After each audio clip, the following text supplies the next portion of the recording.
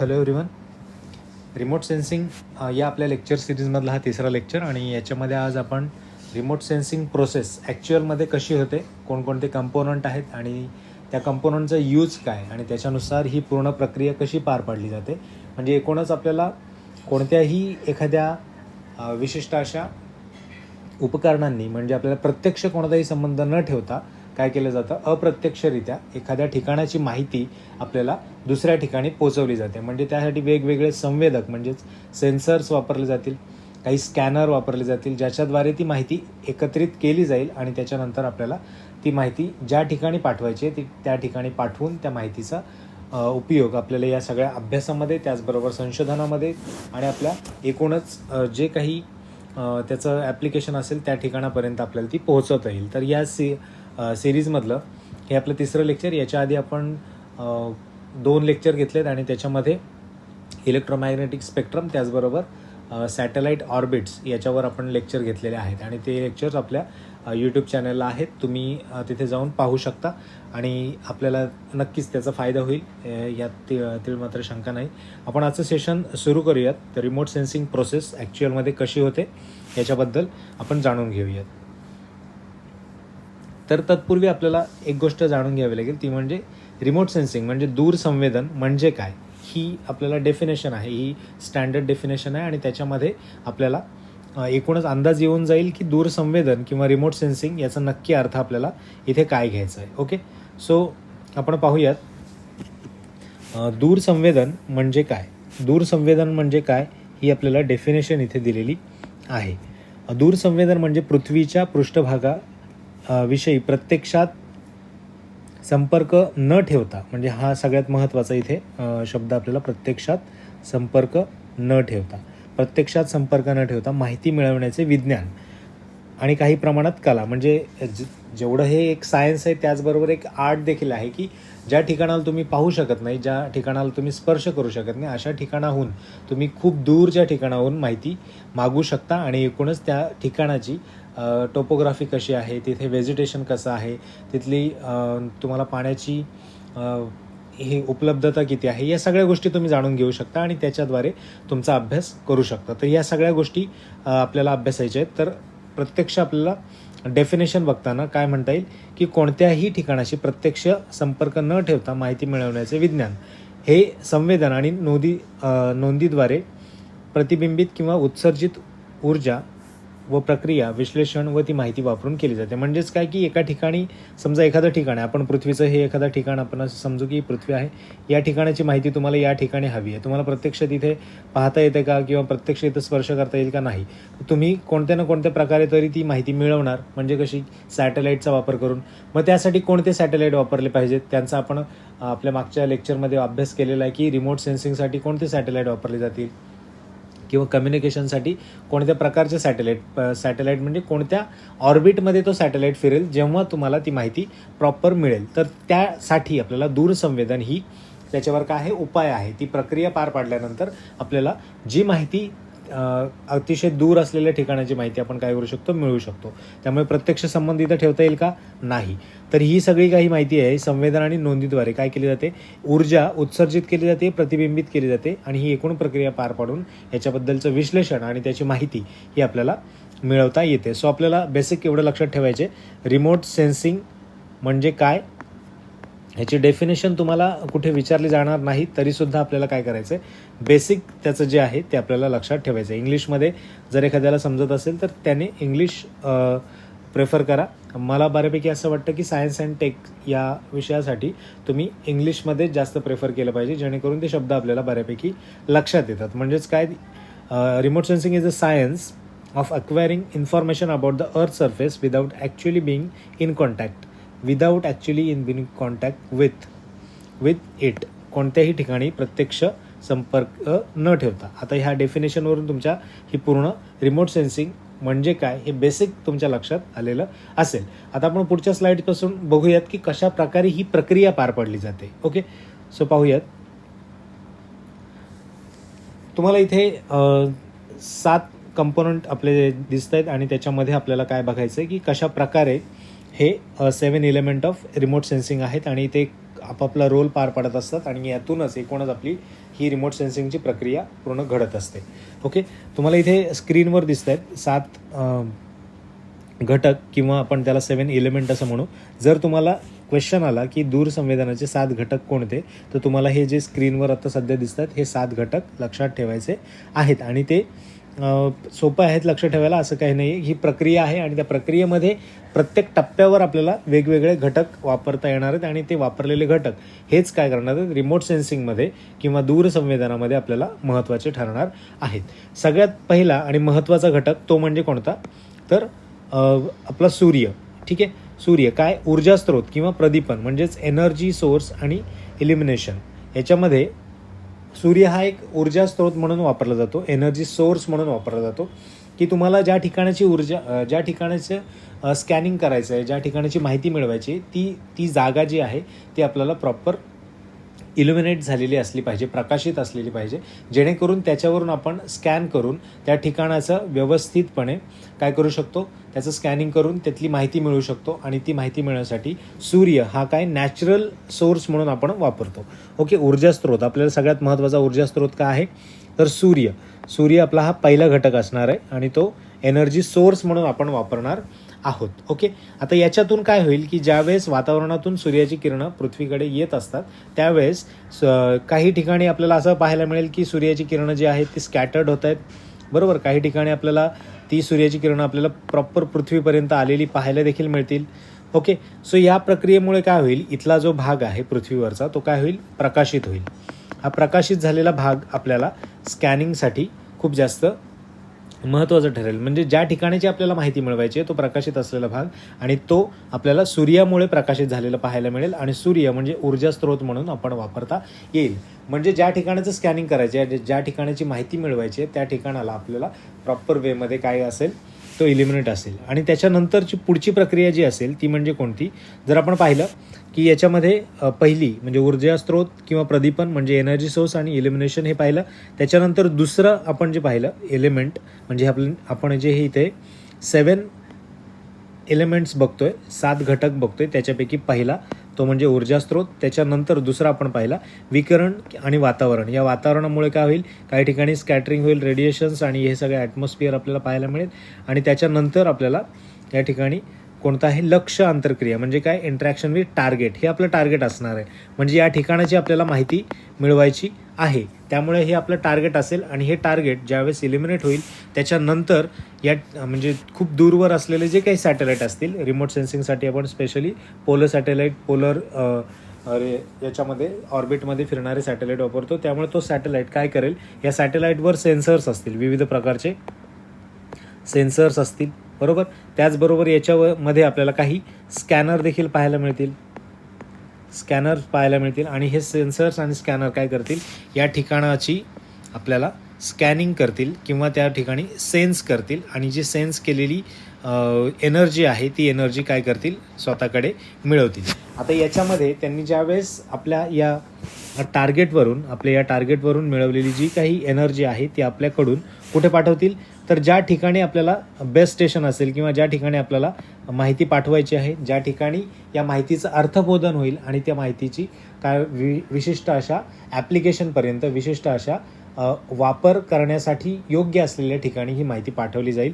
तर याला आपण रिसिव्हर म्हणू. हा जो इथे आपल्याला दिसतोय अँटेना, हा रिसिव्हर असेल आणि हा रिसिव्हर काय करेल, ही जी माहिती सॅटेलाईटने मिळवलेली माहिती, कुठून मिळवलेली माहिती, टार्गेटवरची माहिती कशी मिळाली, तर आपल्याला ऊर्जा स्रोत याच्यापासून आपल्याला टार्गेट आपल्याला दिसेल आणि त्याच्यातून काही एनर्जी आणि त्याच्यातून काही आपल्याला स्कॅन करून किंवा सेन्स करून ती माहिती मिळवली जाईल. सॅटेलाईट थ्रू ती रिसिव्हरला पाठवली जाईल आणि रिसिव्हर काय करेल, रिसिव्हरला मिळालेली माहिती ती ॲज इट इज तो कोणाकडे पाठवेल, तर पुढे अशा ठिकाणी जिथे अर्थबोधन आणि विश्लेषण म्हणजे इंटरप्रिटेशन आणि ॲनालिसिस जी काही माहिती मिळवली त्या माहिती तो रॉ मटेरियल असेल, म्हणजे आपण असं म्हणू शकतो रॉ डाटा, बरोबर.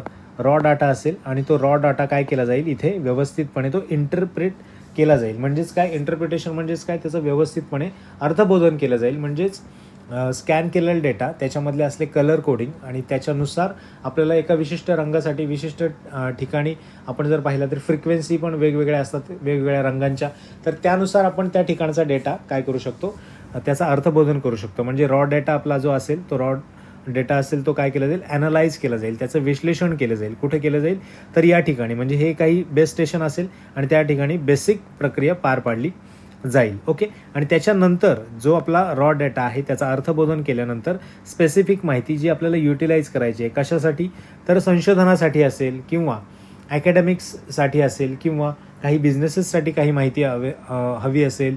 जसं आपण बघतो रिमोट सेन्सिंगचा वापर खूप ठिकाणी आपल्याला केलेला पाहायला मिळतो. तर या सगळ्यांची माहिती ही ॲप्लिकेशन बेसला जाईल, जिथे आपल्याला या सगळ्या प्रक्रियेचा किंवा या सगळ्या मेहनतीचा वापर ज्या ठिकाणी होईल तो म्हणजे काय, ॲप्लिकेशन. त्या ठिकाणी आपल्याला ॲप्लिकेशन पाहायला मिळेल. सो आपण पाहिले की 7 घटक. त्याच्यामध्ये पहिला आपण ऊर्जा स्रोत किंवा प्रदीपन, एनर्जी सोर्स आणि इल्युमिनेशन. त्यानंतर दुसरं पाहिलं आपण तो म्हणजे विकिरण आणि वातावरण, रेडिएशन्स आणि ॲटमॉस्फिअर. याच्यातून आपल्याला वातावरणातून या सगळ्या गोष्टी पाहायला मिळतील. त्यानंतर आपण तिसरा पाहिला की आपला टार्गेट म्हणजेच लक्ष्य आंतरक्रिया म्हणजे इंटरॅक्शन विथ टार्गेट, हे आपण पाहिलं. त्याच्यानंतर आपण चौथा पाहिला तो म्हणजे संवेदकाद्वारे ऊर्जेची नोंद. म्हणजे जी काही एनर्जी इथून रिफ्लेक्ट होईल ती एनर्जी कोणाद्वारे, सेन्सर्सद्वारे काय केली जाईल, नोंद केली जाईल, त्याचं रेकॉर्डिंग केलं जाईल आणि ते कुठे पाठवलं जाईल, तर रिसिव्हरला, ज्याला आपण काय म्हणतो संक्रमण, संदेश ग्रहण आणि प्रक्रिया. हे जे काही संदेश ग्रहण म्हणजेच काय केलं जाईल, तो जो मेसेज आहे, तो जो सेन्सरने पाठवलेला डाटा आहे तो काय केला जाईल, इथे संदेश ग्रहण त्याचं केलं जाईल, त्या मेसेजला रिसीव्ह केलं जाईल आणि नंतर ही माहिती कुठे पाठवली जाईल, तर आपल्याला पुढे अर्थबोधन आणि विश्लेषणासाठी जे काही स्पेस स्टेशन असेल त्या ठिकाणी पाठवलं जाईल आणि तो रॉ डाटा असेल त्याचा अर्थबोधन करून ॲप्लिकेशन म्हणजे ज्या ठिकाणी वापरायची आहे त्या ठिकाणी आपल्याला ती माहिती पाठवलेली पाहायला मिळेल. सो अशा प्रकारे पूर्णपणे आपल्याला रिमोट सेन्सिंग म्हणजेच दूरसंवेदन ही प्रक्रिया पार पाडली जाते आणि त्याच्यातले हे महत्त्वाचे घटक जे आपण 7 घटक पाहिले, 7 घटक पाठ करून ठेवा, जेणेकरून तुम्हाला जर विचारलं दूरसंवेदनामध्ये खालीलपैकी कोणकोणते घटक असतात आणि जर काही तुम्हाला वेगवेगळे घटक दिले 5-6, त्याच्यामध्ये आपले हे 7 कोणते आहेत ते बघायचे आणि ते मार्क करायचे. त्याच्यावरून तुम्ही इलिमिनेशन टेक्निक वापरू शकता आणि उत्तरापर्यंत पोहोचू शकता. तरी अशा प्रकारे ही दूरसंवेदनाची किंवा रिमोट सेन्सिंगची प्रक्रिया पार पाडली जाते. व्यवस्थितपणे लक्षात ठेवा. जर समजलं नसेल तर पुन्हा एकदा थोडं बॅक घेऊन एकदा ऐकून घ्या, म्हणजे याच्या आधारावरच आपल्याला पुढे आता जायचं आहे. कारण टेक्निकल गोष्टींमध्ये गेल्यानंतर खूप अवघड आणि अवजड वाटू नये म्हणून ही प्रक्रिया खूप साध्या आणि सोप्या भाषेमध्ये मी समजावून सांगण्याचा प्रयत्न केलेला आहे. ओके. सो आपण पाहूयात पुढे. तर जे तुम्ही पाहिलं या स्लाईडवर तुम्ही पाहिलं की या ठिकाणी आपण काय पाहिलं, सेन्सर्स पाहिले वेगवेगळे. तर वेगवेगळे सेन्सर्स आपण पाहिले. तर कशा प्रकारे हे सेन्सर्स असतील त्याच्याबद्दल आपण माहिती घेऊ की टाईप्स ऑफ सेन्सर्स कसे असतील. म्हणजे माहिती तुम्हाला जी काही तुमचं टार्गेट आहे त्या टार्गेटवरून तुम्हाला एनर्जीची नोंद करायची आहे, ऊर्जेची नोंद करायची आहे, एनर्जी रेकॉर्ड करायची आहे. तर त्यासाठी तुम्हाला काही सेन्सर्स वापरावे लागतील. मग कसे असतील, सेन्सरचे काही प्रकार असतील का, तर हो, सेन्सर्सचे काही प्रकार असतील का. तर पहिला प्रकार म्हणजे कोणता, पॅसिव्ह, आणि दुसरा म्हणजे कोणता, ॲक्टिव्ह. पॅसिव्ह सेन्सरमध्ये काय होतं की तुम्हाला सूर्य आहे, तो आपल्याला एक ऊर्जेचा काय वापरावं लागतं, स्त्रोत म्हणून वापरावं लागतं, ऊर्जेचा स्त्रोत म्हणून वापरावा लागतो. त्यामुळे हे लक्षात ठेवायचं. पॅसिव्हमध्ये तुम्हाला कोणाची तरी गरज लागते. म्हणजे कोणाची गरज लागणार, सूर्याची गरज लागणार. मग सूर्याची गरज लागली म्हणून तुम्ही पॅसिव्ह झालात. पॅसिव्ह सेन्सर्स या सॅटेलाईटवर जे वापरलेले सेन्सर्स असतील, ते कसे असतील, पॅसिव्ह असतील. कारण त्यांना सूर्याची गरज लागते. कशासाठी, तर या ठिकाणी आपल्याला जे इलिमिनेशन करायचं आहे, जे प्रदीपन करायचं आहे किंवा ऊर्जा वापरायची आहे, ज्याचं स्कॅनिंग इथे होणार आहे, अशा गोष्टींसाठी आपल्याला काय लागेल, ऊर्जेचा स्त्रोत म्हणून त्याचा वापर केला जाईल. त्याला आपण पॅसिव्ह सेन्सर्स म्हणतो. ॲक्टिव्ह सेन्सर्समध्ये काय असेल तर नाही, त्याच्यामध्ये काय, तो स्वतःच काय करेल, स्कॅन करेल, स्वतःची ऊर्जा वापरून, त्याला कोणाचीही गरज नसणार आहे. म्हणजे ॲक्टिव्ह सेन्सर्स तो काय असेल, स्वतः तेवढा सेल्फ सफिशियंट असेल. म्हणजे स्वतः तो तेवढा पुरेसा असेल की जेणेकरून तिथली जी माहिती त्याला मिळवायची ती स्कॅन करून तो काय करेल, स्वतःकडे त्या ऊर्जेची नोंद करेल. म्हणजे ॲक्टिव्ह सेन्सर्समध्ये सूर्याची गरज असते का, ॲक्टिव्हमध्ये सूर्याची गरज नसते. ओके, एवढं लक्षात ठेवायचं. ॲक्टिव्हमध्ये सूर्याची गरज नसते. कुठे गरज असते, तर पॅसिव्हमध्ये सूर्याची गरज असते. म्हणून तो पॅसिव्ह आहे. ॲक्टिव्हमध्ये तो स्वतः सफिशियंट असणार आहे. त्यामुळे त्या गोष्टी लक्षात ठेवा. ॲक्टिव्ह आणि पॅसिव्ह हे 2 प्रकार महत्त्वाचे आहेत आणि हे 2 प्रकारापैकी तुम्हाला स्टेटमेंट टाईप देखील क्वेश्चन विचारला जाऊ शकतो. स्टेटमेंट वाईज कसा क्वेश्चन असेल, तर फर्स्ट स्टेटमेंट तुम्हाला दिलं जाईल.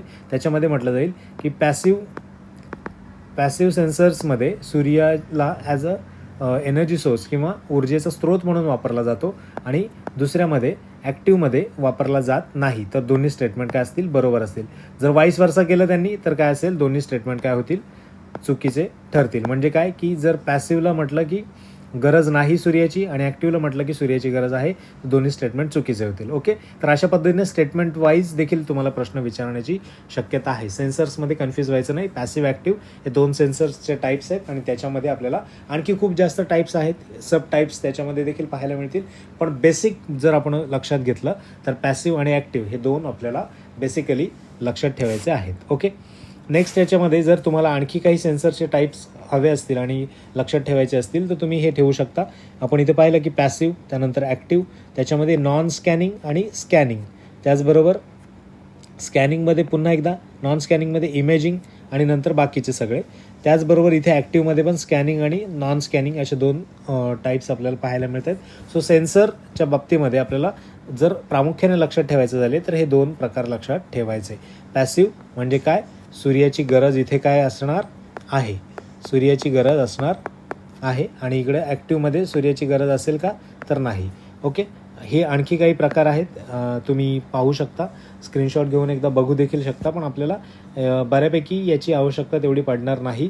ओके, पण आपल्याला जर प्रश्न आलाच तर आपल्याला फक्त एवढं लक्षात ठेवायचं की ॲक्टिव्ह आणि पॅसिव्ह कोणकोणते आहेत, त्याचे मी तुम्हाला पुढे टाईप सांगतोच. ओके, पॅसिव्ह सेन्सर्स जसं आपण पाहिलं मगाशी त्याप्रमाणे असं की source of energy is that naturally available of the sun. कोणता आहे, ऊर्जेचा स्रोत म्हणून काय वापरला जातो, सूर्याला वापरला जातो. कशामध्ये, पॅसिव्हमध्ये आपण हे पाहिलं. Most of the remote sensing system work in passive mode using solar energy as a source of EMR. EMR म्हणजे काय, इलेक्ट्रोमॅग्नेटिक रेडिएशन्स. आणि the sun multispectral sensor is a example of passive sensor. Okay, त्यामुळे आपल्याला बऱ्याच remote sensing सिस्टीममध्ये काय केलं जातं, हे ॲज अ पॅसिव्ह सेन्सर काय वापरला जातो, son as a passive sensor वापरला जातो. त्यामुळे हे लक्षात ठेवायचं आहे की आपल्याला पॅसिव्ह सेन्सर म्हणजे काय हे आपल्याला लक्षात आलेलं असेल. ओके, पण आता काही इन्स्ट्रुमेंट आहेत, तुम्हाला असं देखील प्रश्न विचारला जाईल खालीलपैकी कोणते पॅसिव्ह सेन्सर आहेत, खालीलपैकी कोणते ॲक्टिव्ह सेन्सर आहेत, तर ते तुम्हाला लक्षात असले पाहिजेत. कोणते कोणते आहेत, तर स्पेक्ट्रोमीटर हा काय आहे, पॅसिव्ह इन्स्ट्रुमेंट आहे. त्याचबरोबर रेडिओमीटर, त्यानंतर स्पेक्ट्रो रेडिओमीटर, त्यानंतर हायपर स्पेक्ट्रल रेडिओमीटर, त्यानंतर इमेजिंग रेडिओमीटर आणि नंतर एक्सेलेरोमीटर. हे काय आहेत, तर पॅसिव्ह आहेत. हे पॅसिव्ह आहेत. हे ज्यावेळेस इन्स्ट्रुमेंट तुम्ही वापराल रिमोट सेन्सिंगमध्ये त्यावेळेस ते पॅसिव्ह सेन्सर म्हणून तुम्ही वापरणार असता. ओके, तर ॲक्टिव्हबद्दल बघूयात आता.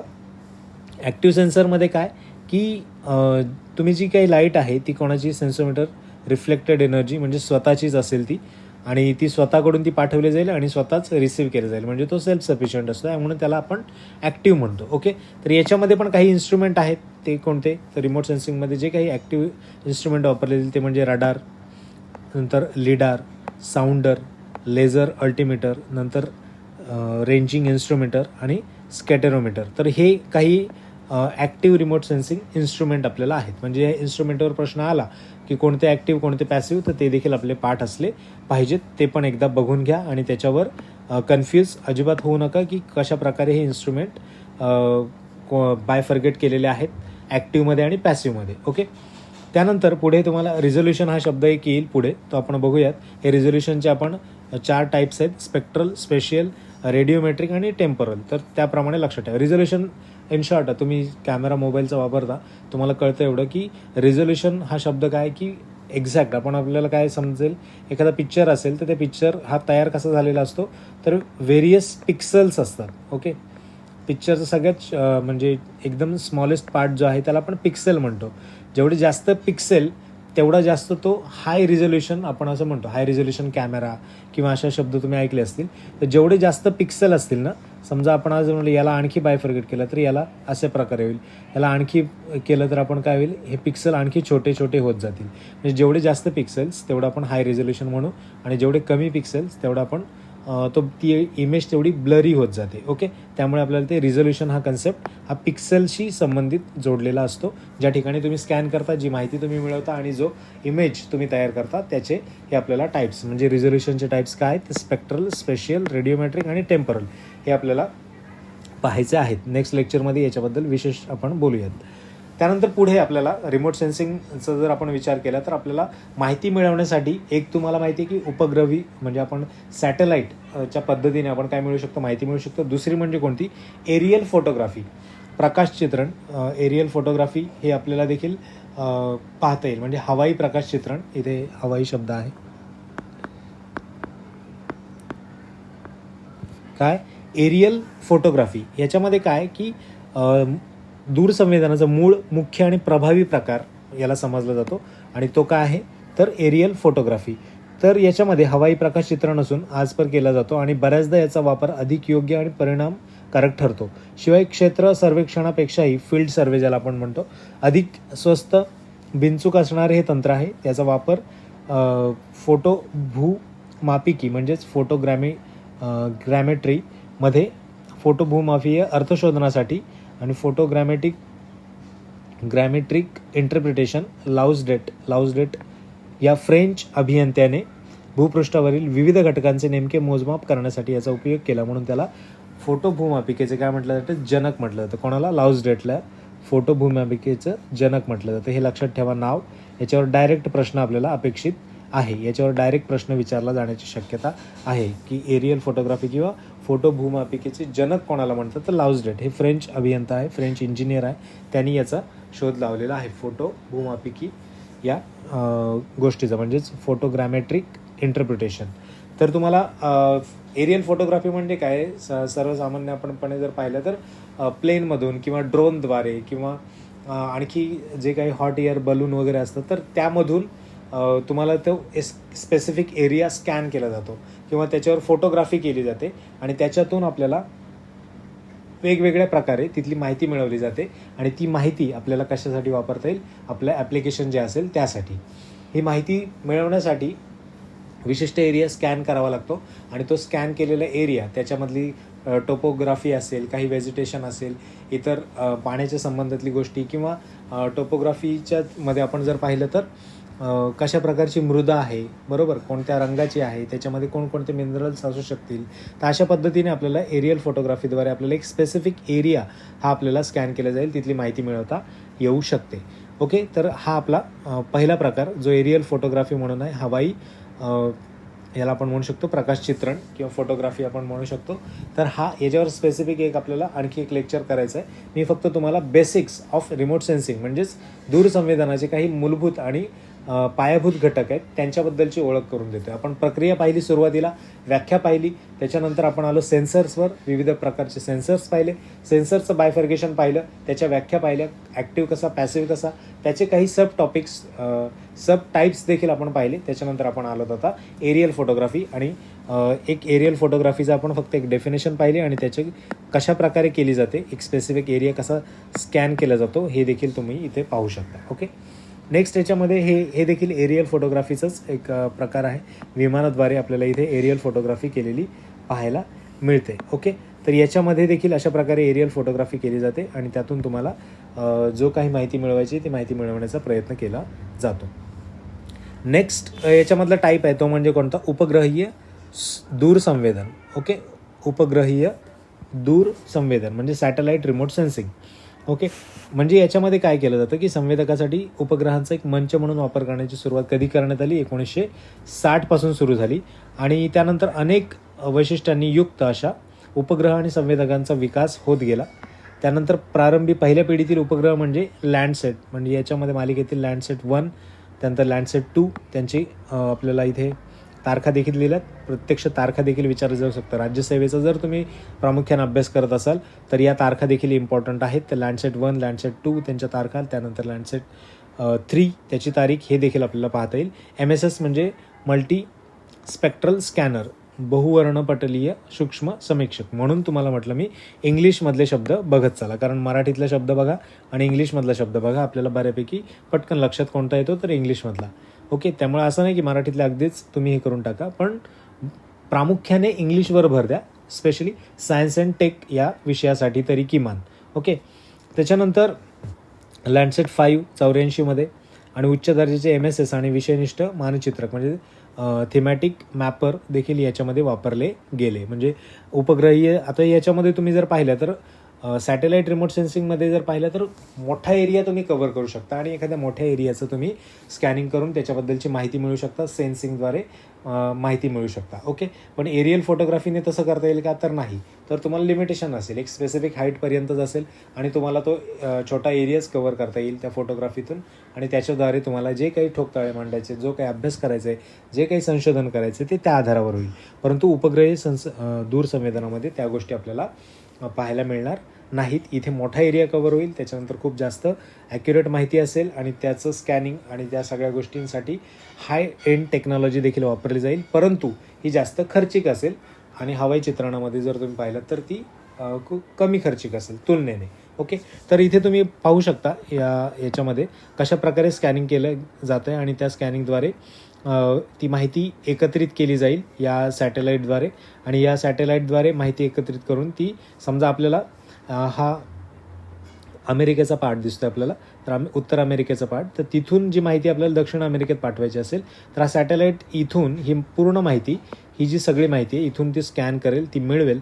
ती मिळवलेली माहिती काय करेल, स्वतःकडे घेईल आणि स्वतःकडून ती कुठे पाठवेल, तर दक्षिण अमेरिकेमध्ये जो काही त्यांचं स्टेशन असेल त्या स्टेशनला पाठवेल आणि तिथे ती माहिती काय करतील, ती युटिलाइज करतील. अशा प्रकारे पूर्णपणे आपल्याला दूरसंवेदन प्रक्रिया पाहायला मिळते. आता याच्यामध्ये तो सूर्य काय करेल, सूर्याचं ॲज अ एनर्जी सोर्स म्हणून वापर करेल. ओके. एनर्जी सोर्स म्हणून वापर करेल. ठीक आहे.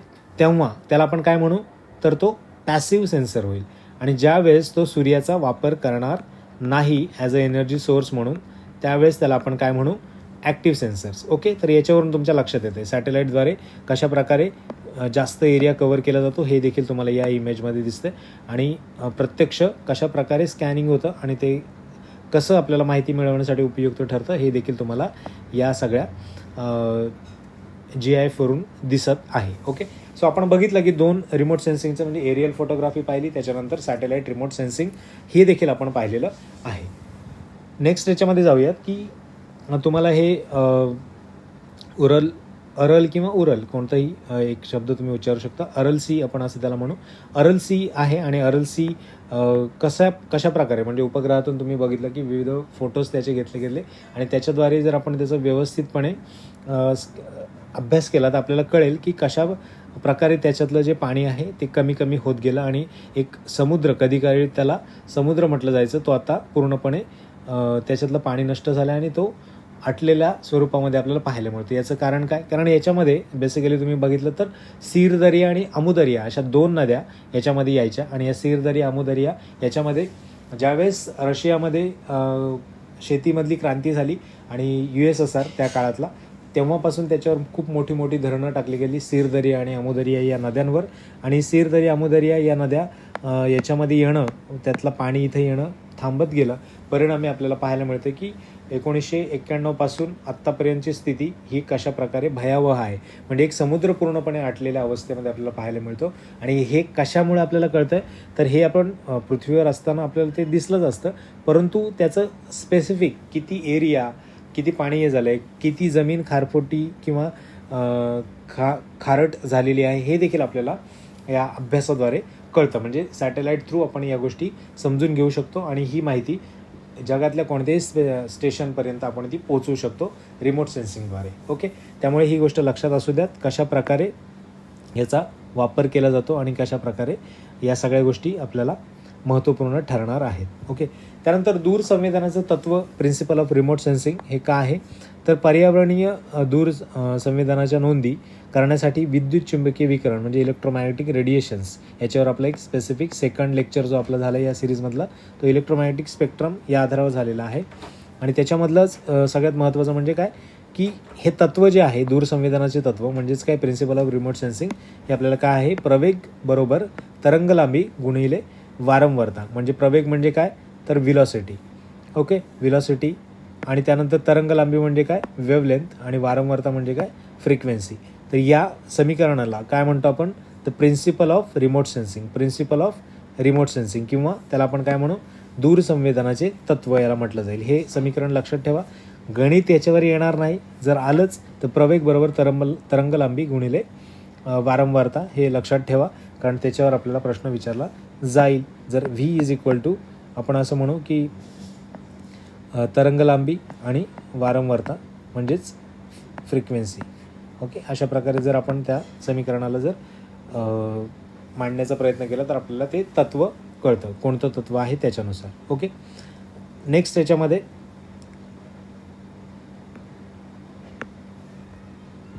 Spectral signatures of earth feature हे आपल्याला विविध दिलेले आहेत. पुढच्या लेक्चरमध्ये आपण या कलर कोड आणि ते बँडिंग जे असेल त्या प्रकारे त्याचा अर्थ काय असेल प्रत्येकाचं स्कॅनिंग करताना, कारण हे परीक्षेमध्ये आलेले प्रश्न आहेत, जोड्या लावायला आले, फॅक्च्युअल क्वेश्चन देखील आपल्याला विचारलेलं आहेत. ओके, सो बेसिक आपल्याला रिमोट सेन्सिंगबद्दल ज्या गोष्टी आपल्याला आज अभ्यासायच्या होत्या त्या आपण या ठिकाणी बघितलेल्या आहेत. कशा प्रकारे आपल्याला रिमोट सेन्सिंगला पुढे जायचं आहे आणि त्याचा अभ्यास करायचा आहे, या सगळ्या गोष्टी आपण या सगळ्या लेक्चरमध्ये पाहिलेलं आहे. ज्या महत्त्वपूर्ण वाटत आहेत त्या तुम्ही त्या मला सांगत चला की कशा प्रकारे आपल्याला याचा आणखी विविध प्रकारे अभ्यास करता येईल आणि जेणेकरून आपल्याला त्याचा फायदा आपल्या या सगळ्या सेशनमध्ये देखील होईल. So thank you so much, have a great time. तुमच्यापैकी जर कोणी आपल्या चॅनलला सबस्क्राईब केलं नसेल अजूनही तर सबस्क्राईब करा, शेअर करा आणि लाईक करत चला, जेणेकरून त्याचबरोबर कमेंट देखील करा आणि मला ते कळू द्यात की मी केलेले जे काही प्रयत्न आहेत ते तुमच्यापर्यंत पोहोचतात आणि तुम्हाला फायदेशीर ठरत आहेत. Okay, so thank you so much, have a great time.